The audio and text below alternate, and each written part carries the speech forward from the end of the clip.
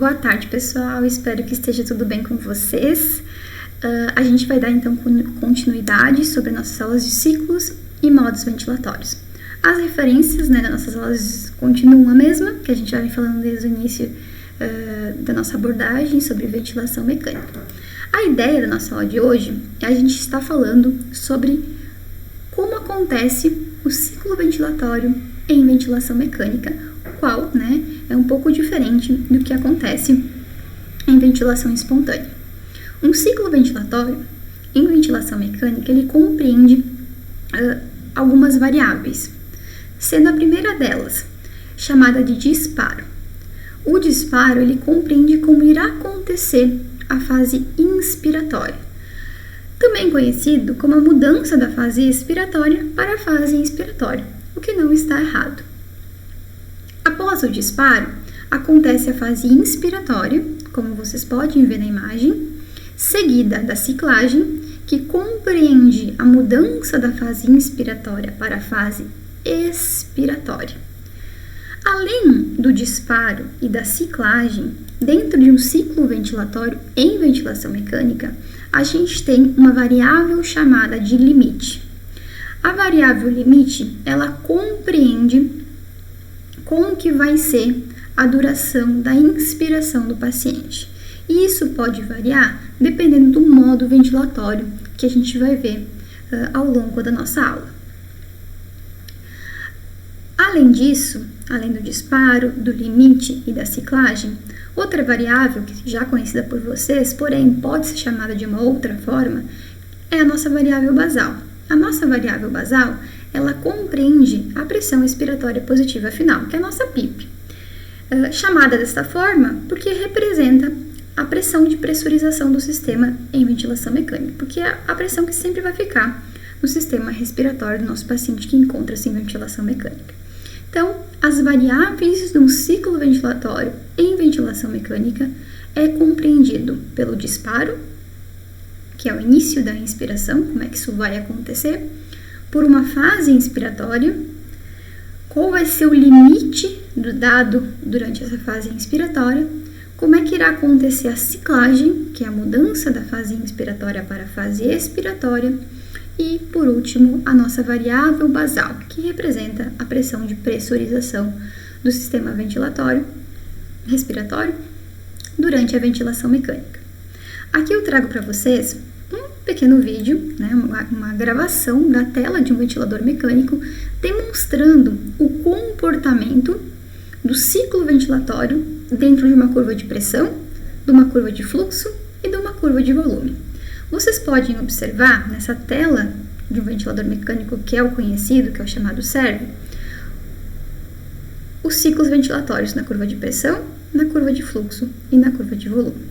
Quero bastante atenção de vocês agora para entender que o comportamento dessas curvas ele é diferente. A curva de pressão tem um comportamento, a curva de fluxo tem outro comportamento e a curva de volume tem um comportamento diferente também. Iniciarei falando sobre o comportamento da curva de pressão. Lembrando que esse é um modo ventilatório controlado a pressão. Por que eu consigo controlar a pressão? Porque eu não tenho um volume corrente pré-determinado. Lembra que eu comentei com vocês que aqui embaixo é tudo que a gente programa e na coluna ao lado é tudo que o paciente está fazendo. Então, se eu tenho um valor de pressão aqui, eu já sei que é um modo controlado a pressão, certo? Então, aqui nesse gráfico, inicialmente, a gente tem o comportamento do ciclo ventilatório na curva de pressão. Na sequência, a curva de fluxo e, por último, a curva de volume. Vamos iniciar a nossa interpretação pelo gráfico de pressão. Observem que a linha basal, essa curva de pressão, ela não está na linha zero, como as demais. Por quê? Porque a gente tem a nossa variável basal, que é a nossa PIP, que vai manter a pressurização do nosso sistema. Então, nunca vai ficar zero, a não ser que esteja em modo espontâneo, que a gente vai zerar essa PIP, porém, nas fases mais de desmaio do paciente. Mas, dificilmente, vocês vão encontrar um paciente em ventilação mecânica sem nenhuma PIP, sem nenhuma pressurização desse sistema.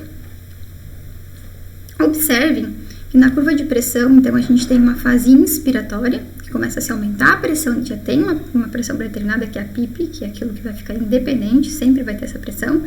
Vai começar a se aumentar, então, essa pressão na fase inspiratória. Quando se atinge os 14, que foi determinado, vai ocorrer uma estabilização dessa pressão.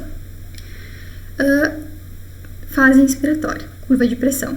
A fase inspiratória na curva de fluxo acontece da seguinte forma. Começa a se aumentar o fluxo inspiratório. Quando chega-se no pico de fluxo inspiratório, começa a se reduzir esse fluxo inspiratório até chegar a zero. Lembra que a gente havia comentado que quando para de jogar pressão, o ramo inspiratório se fecha, o fluxo ele acaba zerando, não tem mais fluxo para dentro da via aérea do paciente. Então, observe que esse fluxo, durante a fase inspiratória, ele atinge um pico inspiratório e ele vai se reduzindo até chegar a zero. Nesse momento, aqui em cima, na curva de pressão, a pressão está estabilizada também, estabilizou a pressão. E o volume, mesma coisa. Observe que quando iniciou a inspiração, começou a aumentar a pressão, começou a aumentar o fluxo e começou, consequentemente, a aumentar a pressão. Se traçarmos uma linha reta, aqui onde estou passando o mouse, vocês vão ver que ao mesmo tempo que estabilizou a pressão, né, atingiu a pressão de 14, o fluxo zerou durante a fase inspiratória, o volume atingiu o máximo, né, suportado a partir da mecânica, a partir da pressão colocada e da mecânica respiratória do nosso paciente, chegou ao seu máximo. Então, observe que nesse momento, se a gente traçar uma linha reta entre essas três curvas, a gente vai ver que a partir dessa linha reta vai acontecer uma redução de volume, uma redução de pressão, consequentemente um pico de fluxo expiratório, né, uma redução do fluxo expiratório, uma negativação do fluxo expiratório e, consequentemente, uma redução de volume. Nesse ponto, onde a gente vê que é comum para todos, ele representa a ciclagem, a mudança da fase inspiratória para a fase expiratória, que é diferente em cada curva. Aqui acontece a ciclagem na curva de pressão, aqui acontece a ciclagem na curva de fluxo e aqui acontece a ciclagem na curva de volume.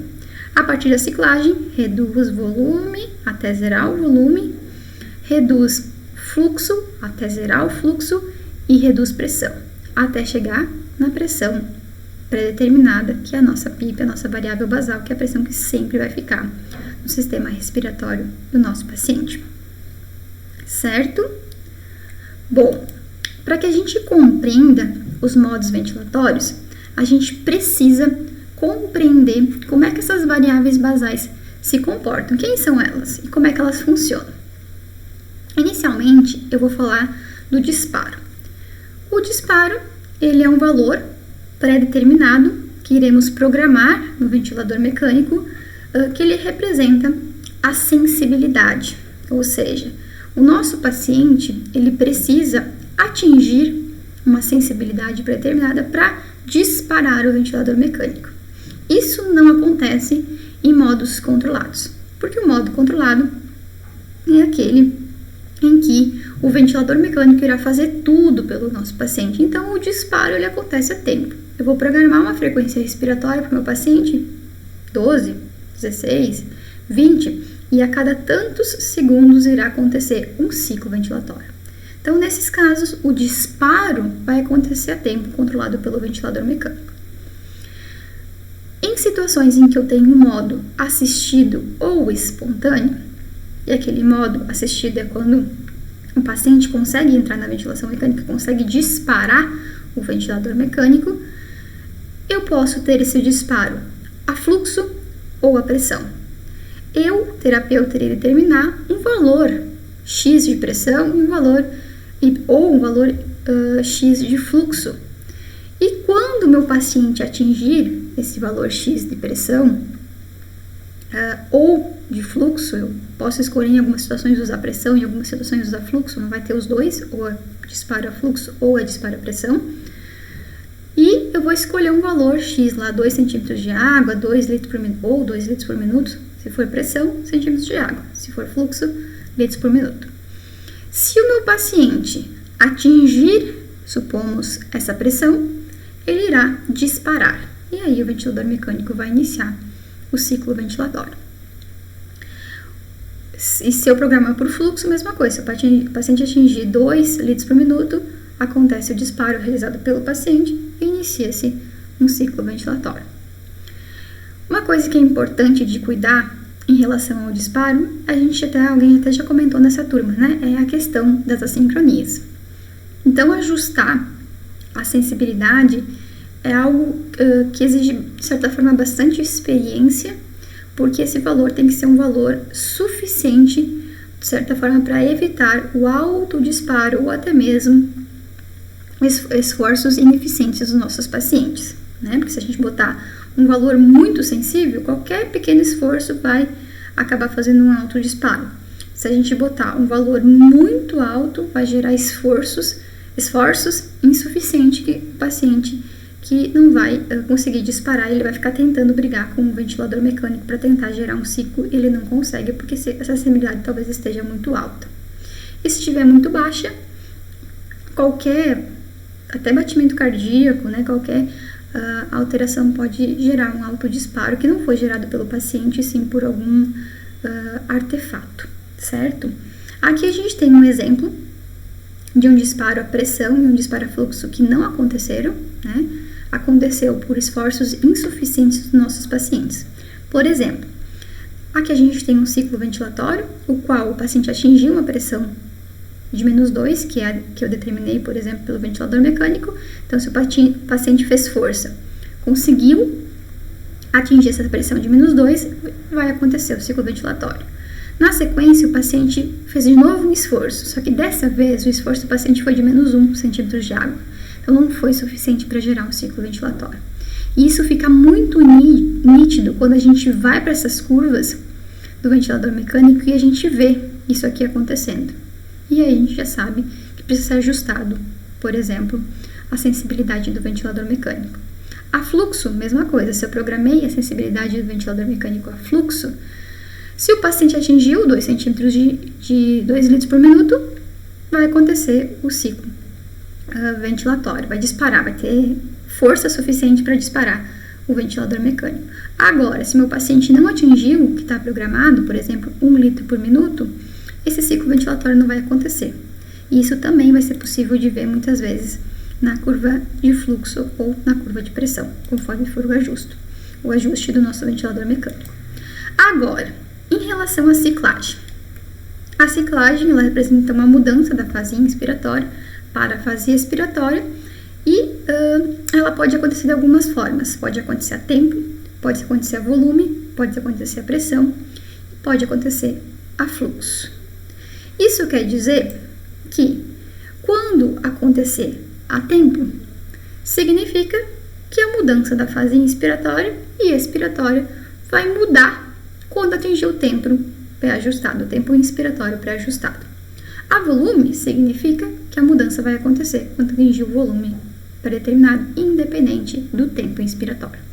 Se eu programei a pressão, significa que a mudança vai acontecer quando o paciente atinge a pressão pré-determinada. Se acontecer a fluxo, quer dizer que a mudança da fase inspiratória para a fase expiratória irá acontecer quando o fluxo inspiratório cair a tantos % do pico de fluxo pré-ajustado. Aqui a gente tem uma situação um pouquinho mais específica, que geralmente, né, a ciclagem a fluxo ela acontece em modos espontâneos, que a gente vai conversar bastante, que é onde o paciente tem autonomia total.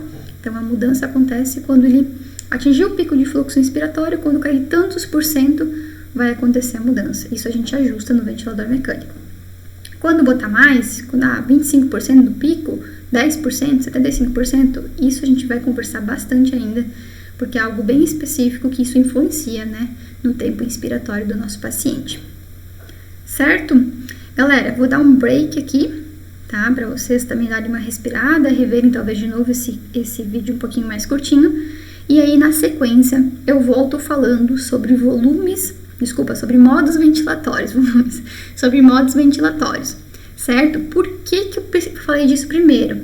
Vai ser importante a partir de agora, porque eu vou falar, no modo X a ciclagem acontece a tempo, no modo Y a ciclagem acontece a volume. Cada modo ventilatório tem as suas especificidades, e conhecer o que é ciclagem e como ela pode acontecer, conhecer o que é o disparo, é importante para vocês compreenderem os modos ventilatórios. Certo, galerinha? A gente se vê no próximo vídeo.